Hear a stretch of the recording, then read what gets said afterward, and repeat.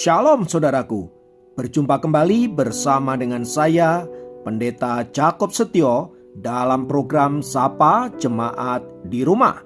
Mari kita masuk dalam hadirat Tuhan, kita berdoa, mohon penyertaan dan berkat Allah dicurahkan atas kita. Bapa, kami menyerahkan waktu renungan firman Tuhan kali ini ke dalam tangan kasih-Mu. Mohon hikmat-Mu, mohon pencerahan daripadamu. Biarlah kami mengerti akan kehendak-Mu, supaya sepanjang hari ini menjadi hari yang diberkati, di mana kami boleh hidup seturut dengan kehendak-Mu. Berfirmanlah Tuhan, kami siap diberkati. Di dalam nama Yesus kami berdoa dan bersyukur kepadamu. Haleluya, amin. Firman Tuhan kali ini terambil dari 1 Tesalonika 5 ayat 18. 1 Tesalonika 5 ayat 18 berkata, mengucap syukurlah dalam segala hal, sebab itulah yang dikehendaki Allah di dalam Kristus Yesus bagi kamu. Saudaraku, apa biasanya reaksi kita saat kita menghadapi berbagai-bagai kesulitan, tekanan hidup, penderitaan, kehilangan, dan berbagai hal yang tidak menyenangkan? Umumnya kita bersungut-sungut, mengeluh atau marah. Jarang sekali dalam situasi yang demikian kita dapat mengucap syukur. Padahal firman Tuhan di atas memerintahkan kepada setiap anak-anak Tuhan agar kita mengucap syukur dalam segala hal. Tentu saja termasuk di dalamnya adalah berbagai-bagai penderitaan, mungkin juga kesulitan hidup, sakit penyakit, kehilangan, dan lain sebagainya. Perintah ini bahkan diteguhkan di dalam Efesus 5 ayat 20. Ucaplah syukur senantiasa atas segala sesuatu dalam nama Tuhan kita, Yesus Kristus, kepada Allah Bapa kita. Oleh karena itu saudaraku, apabila kita tidak dapat mengucap syukur atas segala situasi yang saya sebutkan di atas, sesungguhnya kita adalah anak-anak Tuhan yang gagal dalam menghadapi ujian-ujian roh. Lalu bagaimana agar kita dapat senantiasa mengucap syukur dalam segala situasi? Yang pertama, ingatlah bahwa segala sesuatu datang dari Tuhan, termasuk hal-hal yang buruk. Tetapi iblis seringkali membisikkan kepada kita, bila Allah adalah Allah yang baik, tentu Ia tidak akan memberikan hal-hal yang buruk pada anak-anaknya. Kalau hal-hal yang buruk itu terjadi pada hidup kita, itu artinya Allah adalah Allah yang jahat. Pemahaman demikian saudaraku tentu saja bukanlah pemahaman yang alkitabiah. Ingatlah bahwa manusia sejak jatuh ke dalam dosa, ia mengalami berbagai-bagai penderitaan dalam hidupnya. Allah mengizinkan hal itu agar manusia mengetahui bahwa akibat dosa itu adalah penderitaan yang sangat mengerikan. Jadi, Tuhan mengizinkan hal-hal yang buruk terjadi dalam hidup kita untuk membentuk dan memproses hidup kita, agar kita menyadari bahwa kita memerlukan Tuhan. Hal inilah yang disadari oleh Ayub, saudaraku. Ayub tidak pernah berkata, Tuhan yang memberi, setan yang mengambil. Sebaliknya, ia berkata, Tuhan yang memberi, Tuhan yang mengambil.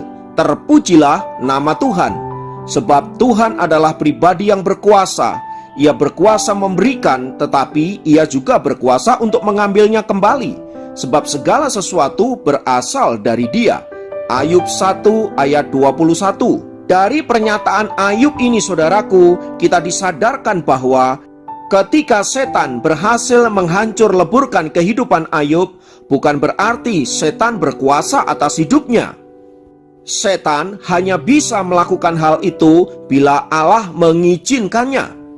Itulah sebabnya saudaraku, ketika Ayub menghadapi berbagai ujian-ujian iman, ia tidak mengutuk, ia tidak marah, bahkan ia tidak mengatakan kalau Tuhan itu jahat.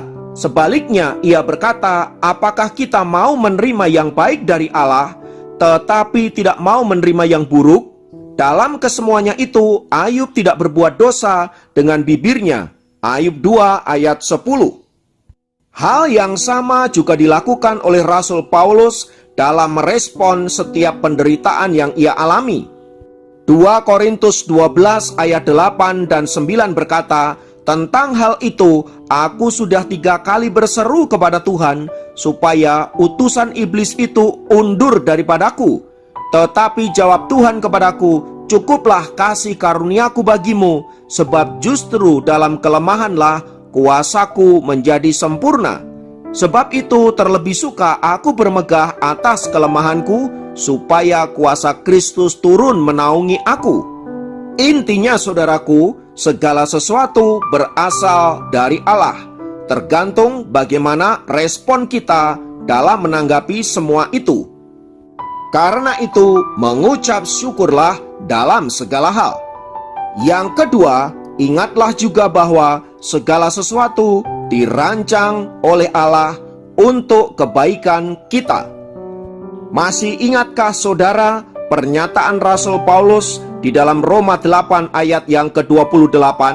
Di sana dikatakan, "Kita tahu sekarang bahwa Allah turut bekerja dalam segala sesuatu untuk mendatangkan kebaikan bagi mereka yang mengasihi Dia, yaitu bagi mereka yang terpanggil sesuai dengan rencana Allah."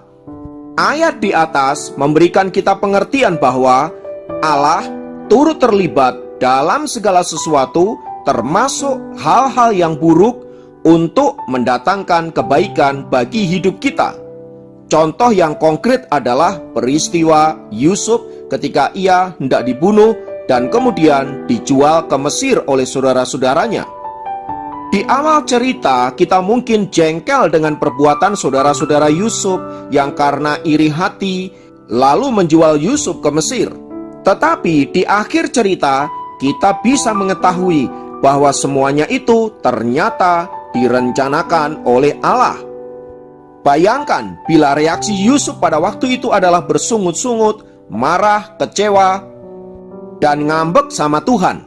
Tentu ia tidak akan pernah melihat hal-hal yang baik dalam hidupnya. Bahkan ia juga tidak akan pernah melihat bagaimana bangsa Israel ada sampai hari ini. Tanggapan yang sama juga dilakukan oleh Yeremia, saudaraku. Dalam Yeremia 29 ayat 11, di sana dikatakan, "Sebab aku ini mengetahui rancangan-rancangan apa yang ada padaku mengenai kamu. Demikianlah firman Tuhan, yaitu rancangan damai sejahtera dan bukan rancangan kecelakaan, untuk memberikan kepadamu hari depan yang penuh harapan." Ingat, firman Tuhan ini datang kepada Yeremia saat bangsa Israel ada di dalam pembuangan. Itu artinya Tuhan meminta kepada bangsa Israel untuk melihat rancangan Tuhan yang baik, sekalipun mereka ada dalam pembuangan dan hidup dalam penderitaan. Karena itu saudaraku, mari kita belajar untuk melihat rancangan Allah di dalam hidup kita dalam keadaan apapun, termasuk dalam situasi yang buruk. Yang ketiga, segala sesuatu dipakai oleh Allah untuk membentuk karakter kita. Dan inilah poin yang sangat penting.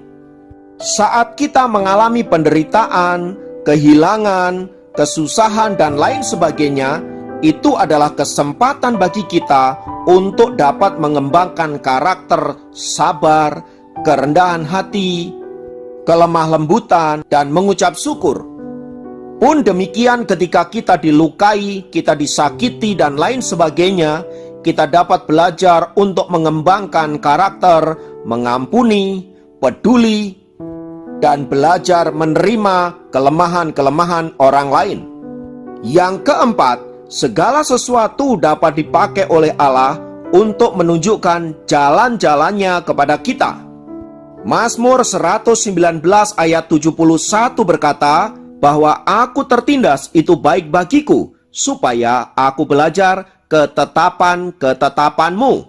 Semua ini ingin menunjukkan kepada kita bahwa hal-hal penting dalam hidup kita tidak dapat kita pelajari tanpa rasa sakit.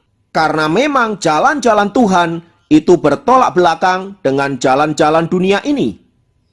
Itulah sebabnya Yesaya 55 ayat 8-9 berkata, "Sebab rancanganku bukanlah rancanganmu, dan jalanmu bukanlah jalanku. Demikianlah firman Tuhan.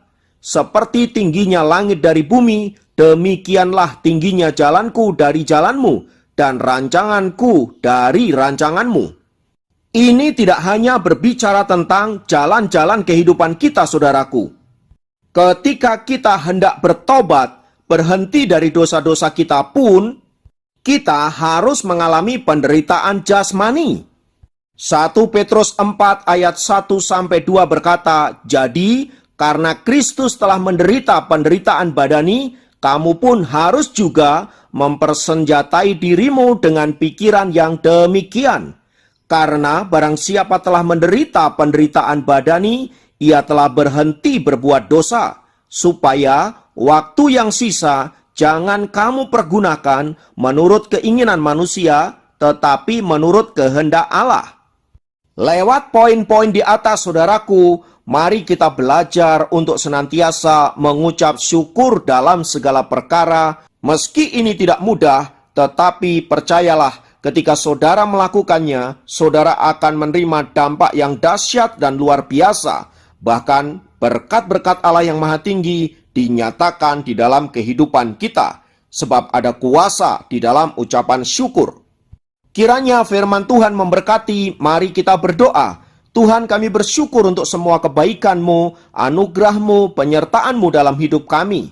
Apapun yang terjadi, kami mau belajar bersyukur kepadamu, sebab kami tahu Engkau bersama dengan kami, dan rancangan-Mu adalah rancangan kebaikan bagi kehidupan kami. Terpujilah nama-Mu, dalam nama Yesus kami berdoa. Haleluya. Amin. Demikian program Sapa Jemaat kali ini. Sampai jumpa dalam program Sapa Jemaat yang lain. Tuhan Yesus memberkati.